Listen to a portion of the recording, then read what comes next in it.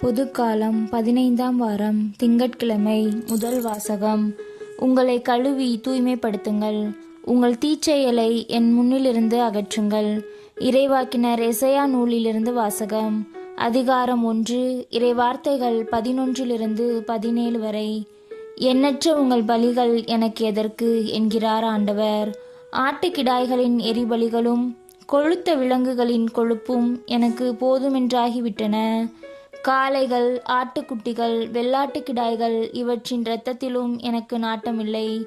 நீங்கள் என்னை வழிபட என் திருமுன் வரும்போது இவற்றையெல்லாம் கொண்டு வந்து என் கோவில் முற்றத்தை மிதிக்க வேண்டும் என்று கேட்டது யார்? இனி காணிக்கைகளை வீணாக கொண்டு வர வேண்டாம். நீங்கள் காட்டும் தூபம் எனக்கு அருவருப்பையே தருகின்றது. நீங்கள் ஒழுங்கீனமாக கொண்டாடும் அமாவாசை, ஓய்வு நாள் வழிபாட்டு கூட்டங்களை நான் சகிக்க மாட்டேன். உங்கள் அமாவாசை திருவிழா கூட்டங்களையும் என் உள்ளம் வெறுக்கின்றது. அவை என் மேல் விழுந்த சுமையாயின. அவற்றை சுமந்து சோர்ந்து போனேன்.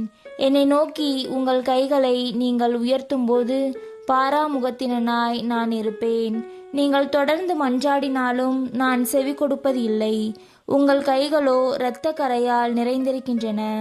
உங்களை கழுவி தூய்மைப்படுத்துங்கள், உங்கள் தீச்செயலை என் திருமுன்னிருந்து அகற்றுங்கள். தீமை செய்தலை விட்டொழியுங்கள், நன்மை செய்ய கற்றுக்கொள்ளுங்கள். நீதியை நாடி தேடுங்கள், ஒடுக்கப்பட்டோருக்கு உதவி செய்யுங்கள், திக்கற்றோருக்கு நீதி வழங்குங்கள், கைம்பெண்ணுக்காக வழக்காடுங்கள். ஆண்டவரின் அருள்வாக்கு.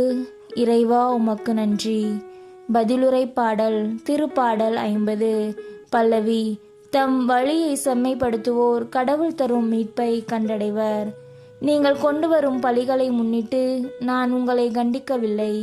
உங்கள் எரிபலிகள் எப்போதும் என் முன்னிலையில் உள்ளன. உங்கள் வீட்டின் காளைகளையோ உங்கள் தொழுவத்தின் ஆட்டுக்கிடாய்களையோ நான் ஏற்றுக்கொள்வதில்லை.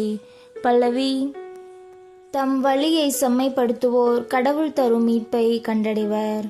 என் விதிமுறைகளை ஓதுவதற்கு உங்களுக்கு என்ன தகுதி? என் உடன்படிக்கை பற்றி பேசுவதற்கு உங்களுக்கு என்ன அருகதை? நீங்களோ ஒழுங்குமுறையை வெறுக்கின்றீர்கள், என் கட்டளைகளை தூக்கி எறிந்து விடுகின்றீர்கள். பல்லவி. தம் வழியை செம்மைப்படுத்துவோர் கடவுள் தரும் மீட்பை கண்டடைவர். இவ்வாறெல்லாம் நீங்கள் செய்தும் நான் மௌனமாயிருந்தேன். நானும் உங்களை போன்றவர் என எண்ணிக்கொண்டீர்கள். ஆனால் இப்பொழுது உங்களை கண்டிக்கின்றேன். உங்கள் குற்றங்களை உங்கள் கண்முன் ஒவ்வொன்றாய் எடுத்துரைக்கின்றேன். நன்றி பலி செலுத்துவோர் என்னை மேன்மைப்படுத்துவர். தம் வழியை செம்மைப்படுத்துவோர் கடவுளாம் நான் அருளும் மீட்பை கண்டடைவர். பல்லவி.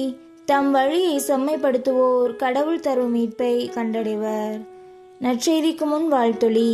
அல்லேலூயா, அல்லேலூயா. நீதியின் பொருட்டு துன்புறுத்தப்படுவோர் பேறு பெற்றோர், ஏனெனில் விண்ணரசு அவர்களுக்கு உரியது. அல்லேலூயா. நற்செய்தி வாசகம். அமைதியை அல்ல, வாளையே கொணர வந்தேன். மத்தேயு எழுதிய தூய நற்செய்தியிலிருந்து வாசகம். அதிகாரம் 10, இறைவார்த்தைகள் 34 அதிகாரம் 11 இறைவார்த்தை 1 வரை.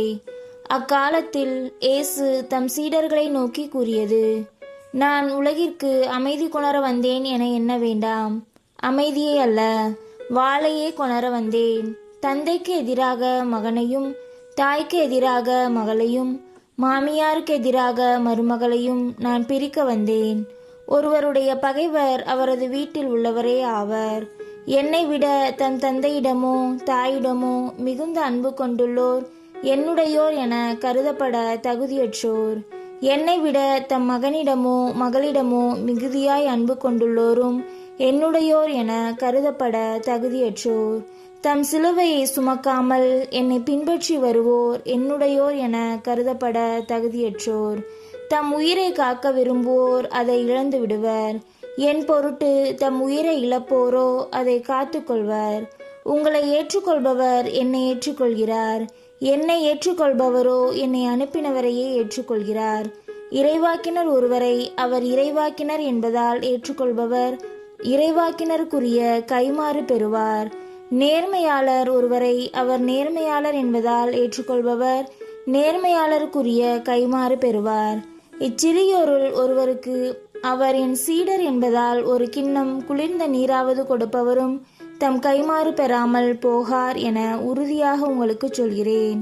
இயேசு தம் 12 சீடருக்கும் அறிவுரை கொடுத்து முடித்ததும் பக்கத்து ஊர்களில் கற்பிக்கவும் நற்செய்தியை அறிவிக்கவும் அவ்விடம் விட்டு அகன்றார். ஆண்டவரின் அருள்வாக்கு. கிறிஸ்துவே உமக்கு புகழ்.